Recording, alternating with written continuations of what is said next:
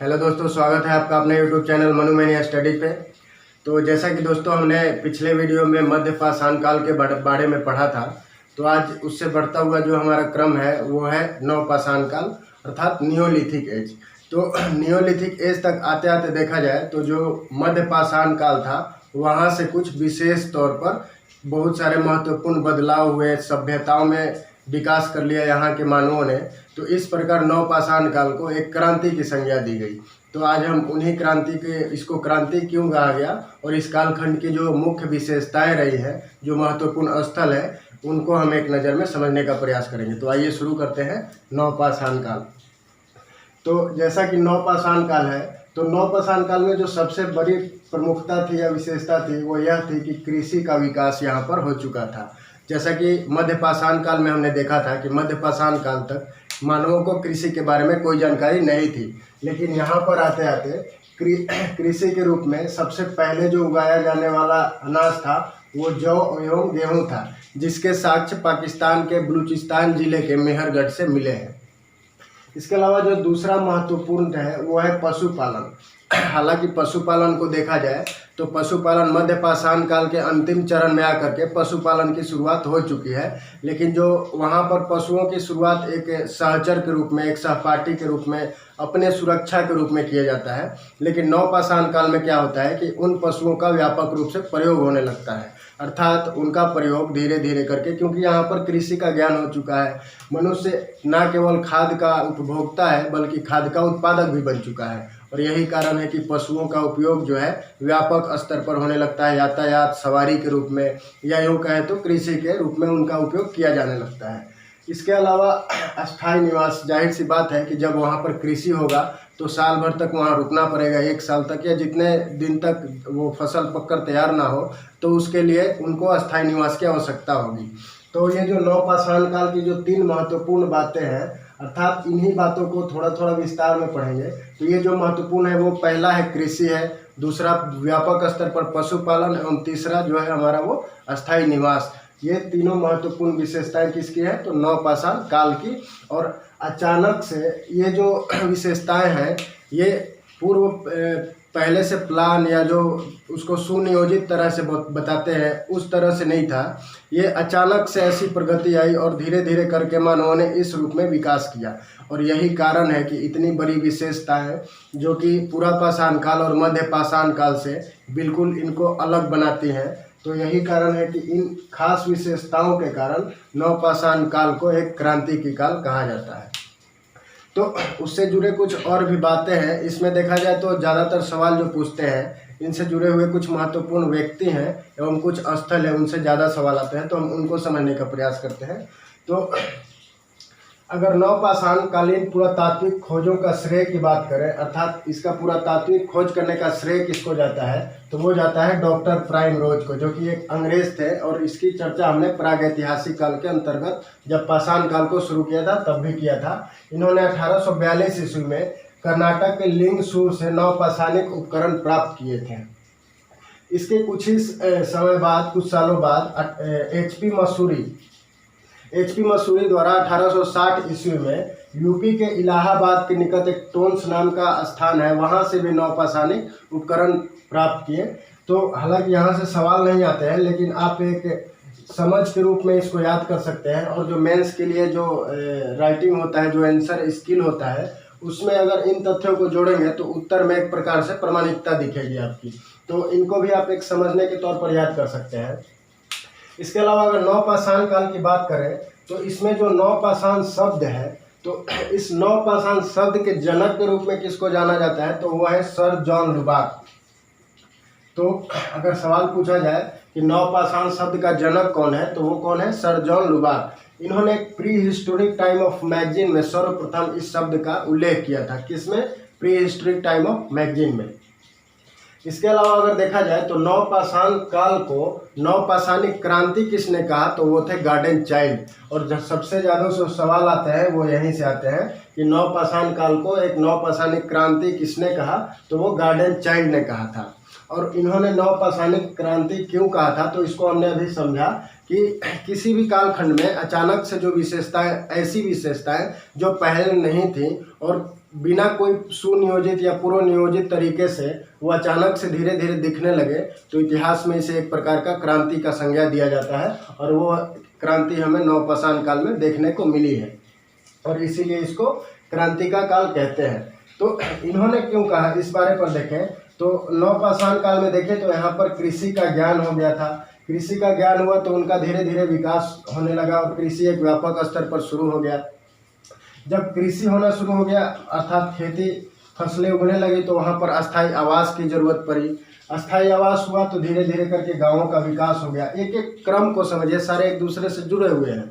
तो अस्थायी आवास बना, अस्थायी आवास होने से गांव का विकास हुआ, गांव का विकास हुआ तो धीरे धीरे वहाँ पर घर बनना प्रारंभ हो गए और जो प्रारंभ में हमारे घर बनते थे उस समय के मानवों के, वो कच्ची ईंटों के रहते थे और जो घर का आकार रहता था वो आयताकार एवं वर्गाकार रहते थे। इसके अलावा जब घरों का विकास हुआ तो वहाँ पर एक कुम्भकारी प्रणाली का विकास हुआ। ये एक टेक्नोलॉजी वहाँ पर तकनीक का विकास हुआ, किसका, कुम्भकारी का। और कुम्भकारी के कारण चाक निर्मित मृदभांड का विकास होने लगा। जैसा कि मृदभांड मध्य पाषाण काल में भी देखने को मिलते हैं, लेकिन चाक निर्मित अगर मृदभांड पूछे अर्थात मिट्टी के बर्तन तो वह कहाँ पर दिखाई देंगे, तो नवपाषाण काल में। और जो चाक निर्मित मृदभांड है उन पर जो चित्रकारी का श्रेय है, मतलब यहाँ पर जो चित्रकारी है वो एक उल्लेखनीय रूप में दिखने को मिलता है। तो चाक निर्मित मृदभांड का उपयोग होना शुरू हो गया और पशुपालन का जो सबसे महत्वपूर्ण है व्यापक रूप से प्रयोग होने लगा। तो इसको नवपाषाण क्रांति, नवपाषाण काल को नवपाषाणिक क्रांति किसने कहा, तो गॉर्डन चाइल्ड ने। नवपाषाण काल शब्द के जनक किसको बोलते हैं, तो सर जॉन लुबाक को बोलते हैं। इसके अलावा डॉक्टर प्राइमरोज को और HP मसूरी को भी आप समझने के तौर पर याद रख सकते हैं। अगर इसके अलावा नवपाषाण, जैसा कि हमने मध्य पाषाण काल में उपकरणों के बारे में देखा था कि किस प्रकार वहाँ से जो उपकरण है, हड्डी के उपकरण भी है और हड्डी के अलावा जो हमने उपकरण देखे थे वो नवचंद्राकार थे, समलंबाकार थे या त्रिभुजाकार थे। तो यहाँ पर भी जो नवपाषाणिक उपकरण है, तो मैं पहले बताया हूँ कि यहाँ पर कुछ महत्वपूर्ण व्यक्ति हैं, उनसे ज़्यादातर सवाल पूछे जाते हैं। तो आप देख सकते हैं जनक के रूप में सर जॉन लुबाक है। नवपाषाणिक क्रांति के किसने कहा, तो वो गॉर्डन चाइल्ड है। इसी प्रकार जो नवपाषाणिक उपकरण मिलना प्रारंभ हुए तो कुछ उपकरण उत्तर भारत से मिले और कुछ उपकरण दक्षिण भारत से मिले। तो जो उत्तर भारत में नवपाषाणिक उपकरण ढूंढने का श्रेय दिया जाता है वो किसको जाता है, अर्थात किन्होंने व्यापक स्तर पर ढूंढा उत्तर भारत में, तो वो है ली मैनसुयर। कौन है, ली मैनसुयर। और दक्षिण भारत में नेपोलियन फ्रेजर। तो इन दोनों को भी आप याद रख सकते हैं और ऑब्जेक्टिव के रूप में कभी भी ये सवाल पूछा जा सकता है। अब यहाँ पर जब उपकरण ढूंढे जा चुके हैं तो ये जो उपकरण है इनकी कुछ खास विशेषताएं थी। यहाँ पर क्या होता है कि जो पहले के उपकरण है वही उपकरण चल रहे हैं, छोटे छोटे उपकरण है, लेकिन उनमें होता क्या है, हड्डी के उपकरण है, सींग के उपकरण है, लेकिन उनमें होता क्या है, तो देखिए यहाँ पर पत्थर एवं हड्डी एवं सींग के उपकरण रहते हैं। इसके अलावा जो उपकरण यहाँ पर बनते हैं वो टंकित होने लगते हैं, घर्षित होने लगते हैं। इस प्रकार के उपकरण है कि एक पत्थर है या सींग है उसके ऊपर दोबारा से घिस करके उसको और नुकीला बनाया जा रहा है, उसको चमकदार बनाया जा रहा है। तो यहाँ पर जो उपकरण आ रहा है टंकित एवं घर्षित उपकरण किस काल में है, तो नवपाषाण काल में। इसके अलावा जो उपकरण है पॉलिश एवं चकमक उपकरण है, अर्थात अभी तक भी उनमें इतने सालों बाद भी जब मिले हैं और उनको साफ किया गया तो उनमें चमक अभी भी दिखाई पड़ती है।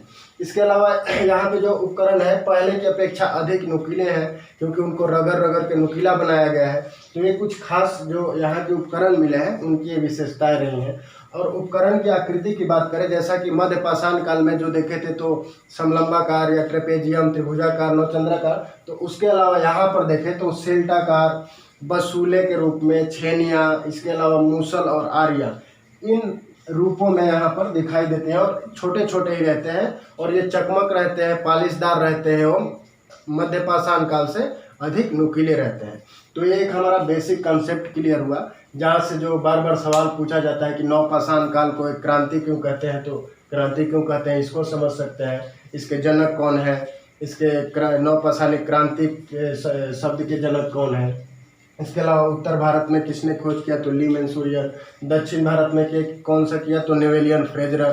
तो इन सब से आप कोई कहीं भी ऑब्जेक्टिव है तो आप उसमें बेधड़क आराम से उसमें आंसर टिक कर सकते हैं। तो इसके अलावा अब हम देखते हैं जो महत्वपूर्ण स्थल है जहाँ से इनसे भी ज़्यादा, ये तो हमारा एक कंसेप्ट था जो महत्वपूर्ण स्थल है वहाँ से फैक्ट्स आएंगे और हम देखेंगे कि कौन कौन से स्थल से कौन कौन सी वस्तुएं प्राप्त हुई हैं। तो आइए दोस्तों शुरू करते हैं। महत्वपूर्ण नवपाषाणकालीन महत्वपूर्ण स्थल।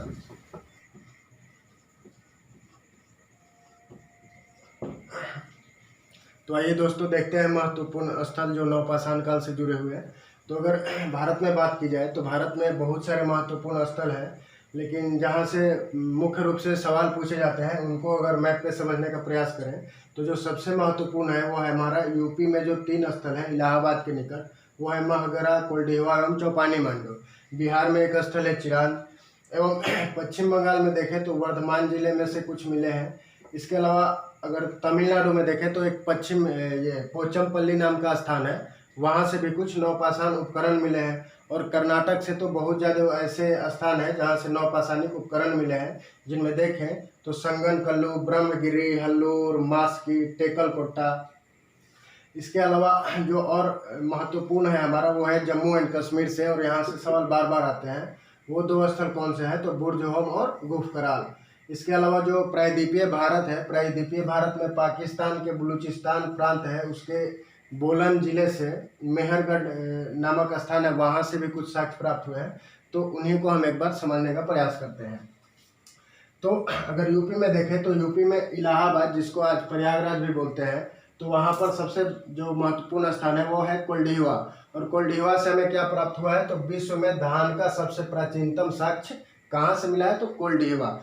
मिले तो ऐसे बहुत सारे साक्ष्य हैं, लेकिन जो महत्वपूर्ण है, जो बार बार एग्जाम में पूछते हैं, उनको एक एक हर जगह की एक एक 2-2 विशेषताओं को देखते हैं। जो दूसरा इलाहाबाद के निकट है वो है चौपानी मांडो। चौपानी मांडो में जो है सबसे प्राचीन मृदभांड का साक्ष्य मिला है। उसके अलावा मधुमक्खी के छत्ते के आकार की झोपड़ी, और जो तीसरा मिला है वो है हमारा साझा चूल्हा, अर्थात वहाँ पर परिवारों का जो विकास है वो दिखाई देने लगता है, अर्थात परिवार साथ साथ रहना प्रारंभ कर चुके हैं। नवपाषाण काल में परिवारों की उत्पत्ति हो चुकी है। जो तीसरा हमारा आ रहा है वह है महगरा। महगरा से देखें तो धान एवं जौ के जो प्राचीनतम साक्ष्य है वो हमें कहाँ से मिल रहे हैं तो इलाहाबाद के निकट महगरा से। इसके अलावा महगरा से सबसे प्राचीनतम गौशाला का साक्ष्य, तो गौशाला का साक्ष्य कहाँ से है तो महगरा से। अर्थात यूपी के इलाहाबाद से 3 स्थल है प्रमुख, कोल्डिहवा, चौपानी मांडो एवं महगरा। कोल्डिहवा से जो मिला है विश्व में सबसे प्राचीनतम, केवल भारत में ही नहीं विश्व में सबसे प्राचीनतम धान के साक्ष्य मिले हैं कहाँ से कोल्डिहवा से। चौपानी मांडो से सबसे प्राचीन मृदभांड का और मधुमक्खी के छत्ते का आकार एवं साझा चूल्हा मिला है। इसके अलावा महगरा से धान एवं जौ के साक्ष्य मिले हैं और सबसे प्राचीनतम गौशाला मिले हैं। दूसरा हमारा बिहार के सारण जिले में चिरांद एक स्थान है, और उस चिरांद से कौन सा साक्ष्य मिला है तो हड्डी के सर्वाधिक उपकरण, जो कि 480 के संख्या में है। याद रखिएगा यहाँ हिरण के हड्डी सबसे ज़्यादा, हिरण के हड्डी के सर्वाधिक उपकरण है, लेकिन उन जो हड्डियाँ हैं उनमें हिरण की हड्डियों की प्रधानता है, और वो कितना है 480। तीसरा महत्वपूर्ण स्थल देखें तो वो है जम्मू एंड कश्मीर, और यहाँ से सवाल ये मोस्ट इम्पोर्टेंट के रूप में इसको याद रखेंगे। यहाँ से बार बार सवाल आते हैं। जो 2 महत्वपूर्ण स्थान है वो है बुर्ज-होम और गुफ कराल। तो बुर्ज-होम का शाब्दिक अर्थ देखें तो इसका शाब्दिक अर्थ है जन्म स्थान। तो बुर्ज-होम का शाब्दिक अर्थ जन्म स्थान है, और यहीं से सबसे पहले मानव के साथ कुत्ते के दफनाए जाने का साक्ष्य मिलता है। कुत्ता हमने देखा था कि मध्य पाषाण काल में अंत होते होते पशुपालन की शुरुआत होती है, और कुत्ता जो है सबसे पहले जो पशु के रूप में अपनाया गया था वो था कुत्ता। उसके बाद बहुत सारे पालतू जानवर आए, जिसमें से बकरी थे, घोड़ा थे, गाय थे। इसके साथ जो कुत्ते की दफनाने की साक्ष्य मिली है वो कहाँ से मिला है तो हमारा बुर्ज-होम से मिला है। इसके अलावा झील के किनारे गर्तावास। एक चीज़ याद रखिएगा कि जम्मू एंड कश्मीर ऐसा स्थल रहता है नवपाषाण कालीन जहाँ पर ये अपवाद के रूप में यहाँ से गर्त आवास मिलते हैं।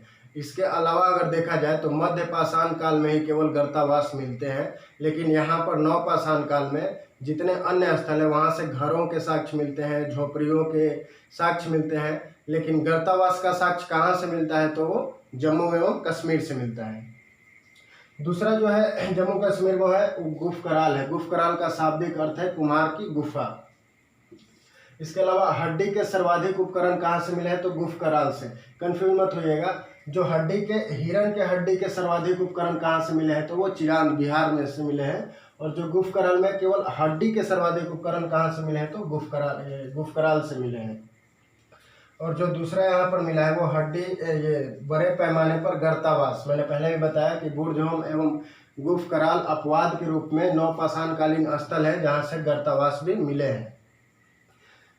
जो हमारा अगला है वो है पाकिस्तान अर्थात उस समय भारत का जो प्रायद्वीपीय क्षेत्र था, तो पाकिस्तान के बलूचिस्तान प्रांत में बोलन जिले के निकट वहाँ पर एक मेहरगढ़ स्थान है। और ये एग्जाम की दृष्टि से ये भी बहुत महत्वपूर्ण है। यहाँ से क्या क्या मिले हैं, तो सबसे प्राचीनतम बस्ती का साक्ष्य अगर पूछे तो कहाँ से मिला है, मेहरगढ़ कौन सा पाषाणकालीन ये स्थल है, तो वो नवपाषाणकालीन स्थल है। इसके अलावा कृषि का प्राचीनतम साक्ष्य कहाँ से मिला है, मेहरगढ़ से। कौन कौन से कृषि उपजाए जाते थे वहाँ पे, तो जौ थे सबसे पहला, उसके अलावा गेहूँ, कपास, अंगूर एवं खजूर की भी खेती के साक्ष्य मिले हैं। और यहाँ पर गेहूं और जौ की इतनी ज़्यादा खेतियाँ होती थी कि इस कारण उस समय इसको रोटी का टोकरी कहा गया। तो अर्थात अगर सवाल आए कि रोटी का कौन से काल को रोटी का टोकरी नवपाषाण काल में कौन सा स्थल रोटी के टोकरी के नाम से जाना जाता है, तो वो मेहरगढ़ है। इसके अलावा देखा जाए तो भैंस पालन का प्राचीनतम साक्ष्य भी मेहरगढ़ से मिला है। अगर दक्षिण भारत की बात करें तो लगभग आंध्र प्रदेश और तमिलनाडु के क्षेत्र में उतनूर, कुप्पेकन, कोडेक्कल और नागार्जुनकोंडा ये 4 प्रमुख स्थल हैं, जिसमें से उतनूर, कुप्पेकन और कोडेक्कल से जंतुओं के गोबर के जले हुए राख के टीले का साक्ष्य मिला है। कहाँ से मिला है, तो ये दक्षिणी भारत, जिसमें आंध्र प्रदेश एवं कर्नाटक, तमिलनाडु के भाग वाले साइड से उधर से मिले हैं। क्या मिले हैं, राख के टीले का साक्ष्य, जंतुओं के गोबर का राख। और यहाँ पर देखें तो जो दक्षिण भारत में जो पहली कृषि होती है उसको रागी या मिलेट के रूप में जानते हैं। तो रागी या मिलेट कौन से काल की खेती थी, तो वो नवपाषाण काल की खेती थी। किस क्षेत्र में किया जाता था, तो वो दक्षिण भारत में किया जाता था, जिसको रागी या मिलेट कहते थे। तो ये 2, 4, 5 महत्वपूर्ण स्थल थे जहाँ से बार बार सवाल आते हैं। तो आप देख सकते हैं जो यूपी का कोल्डिहवा है तो धान का प्राचीनतम साक्ष्य, चौपानी मांडो से मृदभांड का साक्ष्य, इसके अलावा मागरा से प्राचीनतम गौशाला के साक्ष्य, चिरांद से सर्वाधिक हड्डी के उपकरण के साक्ष्य, और बुर्जहोम, गुफ कराल, इसके अलावा मेहरगढ़, तो ये सारे इम्पोर्टेंट बन जाते हैं। तो स्थल तो बहुत है, याद रखना ऐसे देखा जाए तो मुश्किल है, लेकिन अगर थोड़ा थोड़ा करके पढ़ेंगे, रिवीजन करके, जो हमारा वीडियो का सीरीज है ये एक निश्चित क्रमवार रूप से बनाया हुआ है। अगर एक एक को करके समझेंगे तो एक अच्छा विकसित समझ बढ़ेगा, और ज़्यादा से ज़्यादा जो सवाल हैं, जो ऑब्जेक्टिव हैं, वो हमारे पकड़ में आएंगे, ज़्यादा से ज़्यादा सवालों को सही कर पाएंगे। तो आशा करता हूँ ये वीडियो अच्छा लगा होगा। धन्यवाद।